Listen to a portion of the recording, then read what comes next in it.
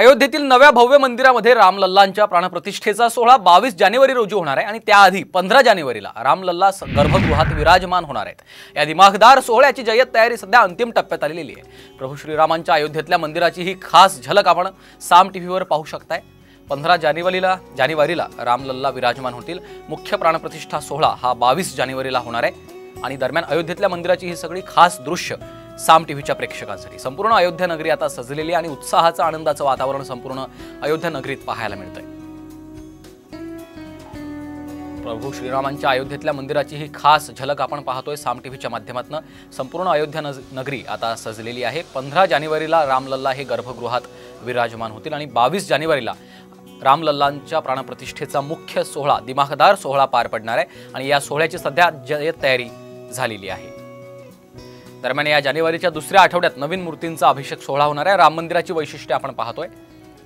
वेगवेगळ्या पद्धतीची माती, सिमेंट आणि रसायनांचा मंदिराच्या पायासाठी वापर करण्यात आलाय। नेपाळ ते अयोध्या या परिसरातल्या तीव्र भूकंपाचा मंदिर उभारणीपूर्वी अभ्यास करण्यात आलाय। तीव्र भूकंपाचे धक्के सहन करण्याची या मंदिराची क्षमता आहे। 3 मजली मंदिर आणि मंदिरासमोर 18 फूट उंचीचा ध्वजदंड असेल। प्रत्येक मजल्याची उंची 20 फूट, त्यात 392 खांब आणि 44 द्वारं असतील। मंदिरांच्या खांबांवर आणि भिंतींवर देवी देवतांच्या मूर्ती असतील। मंदिराच्या चहू बाजूंनी संरक्षक भिंत उभारली जाणार आहे। संरक्षक भिंतीच्या बाहेर आणखी 7 मंदिरं साकारली जातील। महर्षी वाल्मिकी, वशिष्ठ ऋषी, निषाद महाराज, शबरी माता आणि अहिल्यादेवीची देखील मंदिरं असणार आहेत। श्री राम जन्मभूमी तीर्थक्षेत्र ट्रस्टवर मंदिराच्या व्यवस्थापनाची जबाबदारी आहे।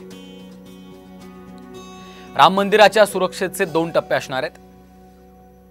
पहिल्या टप्प्यात ट्रस्टद्वारे उभारलेली सुरक्षा आणि दुसऱ्या टप्प्यात पोलिसांच्या विशेष पथकाची सुरक्षा आहे। दरम्यान अयोध्येतील राम मंदिराच्या बांधकामाला काही मराठी माणसांचा देखील हातभार लागलाय। त्यांच्याशी बातचीत केली आहे आमचे प्रतिनिधी प्रमोद जगताप यांनी।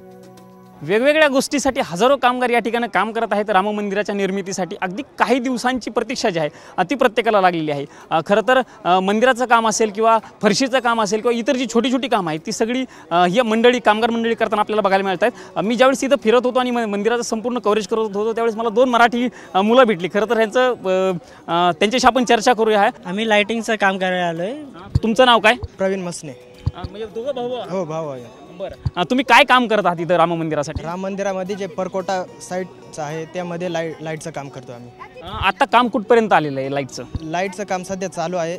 22 तारखेपर्यंत पूर्ण होईल। संपूर्ण काम पूर्ण होईल? संपूर्ण नाही, परकोट्याचा समोरचा जो भाग आहे त्याचं काम पूर्ण होईल। तुम्हाला समोरचा भाग, हा जो समोरचा भाग दिसतोय ना तो पूर्ण झालाय ना, तेवढेचं काम पूर्ण होऊन जाईल। ज्यावेळी मस्जिद पाडली होती त्यावेळचे लोक जे बोलतात की आम्ही पाडण्यासाठी आम्ही काम केले, आणि आम्ही सांगू शकतो की आम्ही मंदिर बांधण्याचं काम आम्ही आमच्या हाताने केलेलं आहे। प्रत्येकाची इच्छा असते की आपला कुठं ना कुठं फुल ना फुलाची पाकळी म्हणून आपलं देखील यात सहभाग असावा अशी प्रत्येकाची इच्छा असते।